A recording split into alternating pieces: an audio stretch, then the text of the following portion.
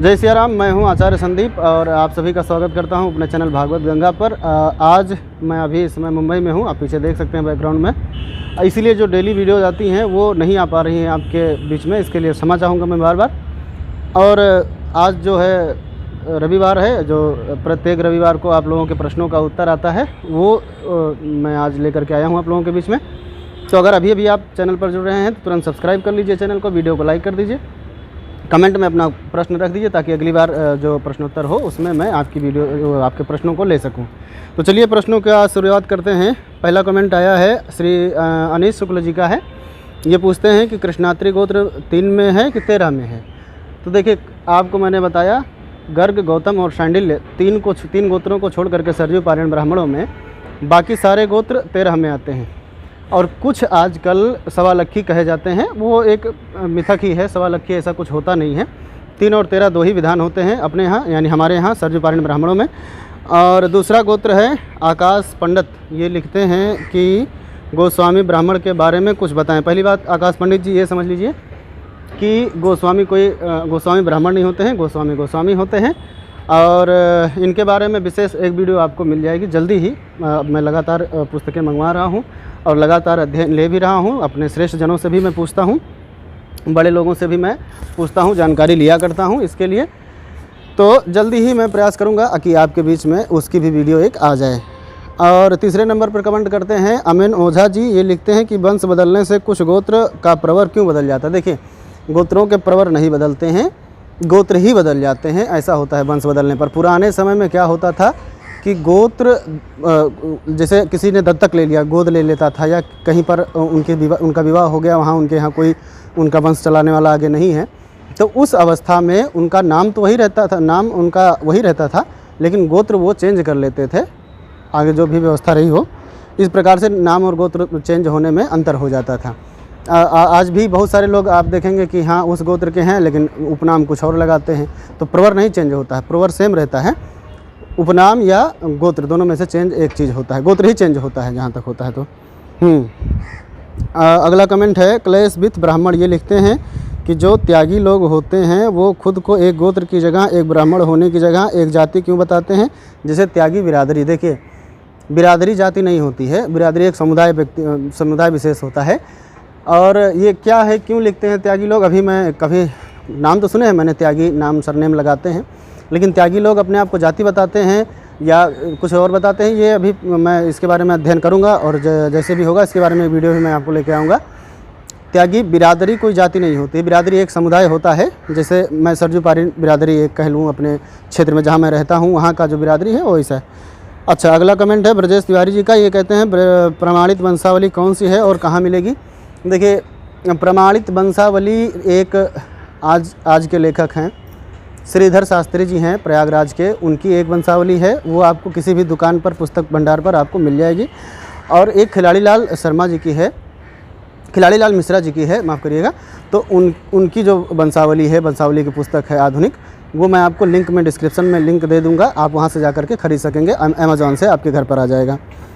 अच्छा, इसके बाद मैथ एक यूज़र हैं, वो लिखते हैं कि पंडित जी गर्ग गोत्र और कश्यप गोत्र का विवाह हो सकता है या नहीं। देखिए, कश्यप गोत्र और गर्ग गोत्र का विवाह हो सकता है, क्योंकि अलग गोत्र हैं तो हो सकता है, लेकिन करना नहीं चाहिए। समान गोत्र वालों में ही विवाह करना चाहिए। जैसे आप 3 के हैं, गर्ग गोत्र जो है वो 3 में आता है, तो 3 में करना चाहिए। अगर आप कान्यकुब्ज हैं या और ब्राह्मण हैं तो वो अलग बात है, वो आपके क्षेत्रीय परंपरा है। अगर उनके यहाँ पुत्री ली जाती है तो लीजिए, नहीं ली जाती है तो मत लीजिए, वो वहाँ की बात है। विश्वा इत्यादि, अगर कान्यकुब्ज हैं तो विश्वा इत्यादि देख लीजिए। सनाढ़ वगैरह हैं तो आपके यहाँ जैसी व्यवस्था होती हो, बड़े बुजुर्गों से समझें। और अगला कमेंट है प्रीति कुशवाहा लिखती हैं, उल्लेख बताइए ज्योतिका या जिजोतिया ब्राह्मणों का उल्लेख बताइए। देखिए, जिजोतिया ब्राह्मण हैं बहुत सारे, झांसी की तरफ भी प्राप्त होते हैं और बहुत सारी जगहों पर प्राप्त होते हैं जिजोतिया ब्राह्मण। इनके बारे में भी मैं ज़रूर आपको आगे चल करके, वंशावलियाँ भी बहुत सारी आनी हैं, अभी क्षत्रियों की वंशावली आनी है, यादवों की आनी है, तो उसमें जो जिजोतिया ब्राह्मण होते हैं उनकी भी वंशावली ज़रूर आएगी, मैं उसके भी बारे में बताऊँगा। अगला कमेंट्स लिख रहे हैं लेट्स फाइंड, एक यूज़र हैं यूट्यूब के, वो लिखते हैं कि गर्ग गोत्र और गार्ग गोत्र में क्या अंतर है। इसके लिए मैंने गर्ग गोत्र की जो वीडियो बनाई है वो आप देखेंगे तो आप समझ जाएंगे कि गर्ग गोत्र और गार्ग गोत्र में कोई अंतर नहीं होता है, और क्यों नहीं होता है ये आप वहाँ जान पाएंगे। ये हैं पुष्कर रवि जी, लिखते हैं कि मेरे हिसाब से आज के समय में ब्राह्मणों में एकता अवश्य है, समाज में शाकद्वीपी एवं सरजुपारणी ब्राह्मणों में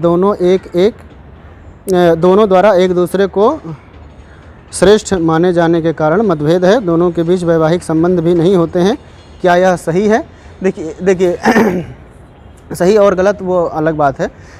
ये जो क्या कहते हैं शाकद्वीपी ब्राह्मण और सरजुपारणी ब्राह्मणों में मतभेद क्यों होता है, इसका कारण एक ये है कि शाकद्वीपी ब्राह्मण जो हैं वो शाकद्वीप से आए हैं और सरजुपारणी ब्राह्मण वो यहाँ के रहने वाले हैं, सरजू के आसपास के सरवार तीर्थ के या सरजू नदी के किनारे या बिंद और सरजू के बीच के रहने वाले हैं।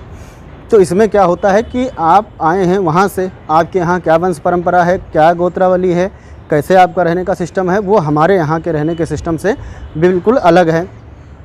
तो इसलिए सरजुपारणी ब्राह्मण उनको उनके यहाँ विवाह इत्यादि कर जो है नहीं मानते हैं, क्योंकि उनके यहाँ का हमको जाति व्यवस्था नहीं मालूम है, वर्ण व्यवस्था, जाति व्यवस्था नहीं मालूम, गोत्र व्यवस्था नहीं मालूम है।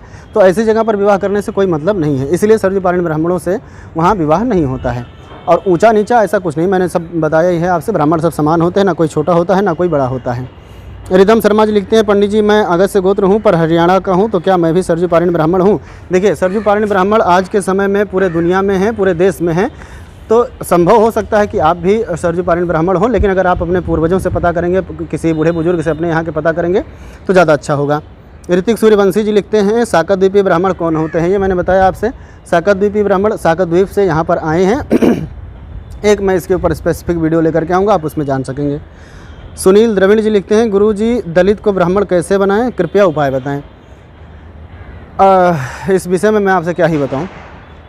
ब्राह्मण किसी को बनाना, किसी को दलित बनाना, किसी को क्षत्रिय बनाना, ये आप नहीं कर सकते हैं। ये आपके जन्म से ही निर्भर होता है। ऐसा हालांकि कई जगह देखने को मिलता है, जन्मना जायते जंतुर कर्मण्यो विलीयते, या बहुत सारी चीज़ें हैं, कर्मणो भुजुच्यते ऐसा भी लिखते हैं, लेकिन ये आद्य ग्रंथों में कहीं किसी जगह पर भी प्राप्त नहीं होता है।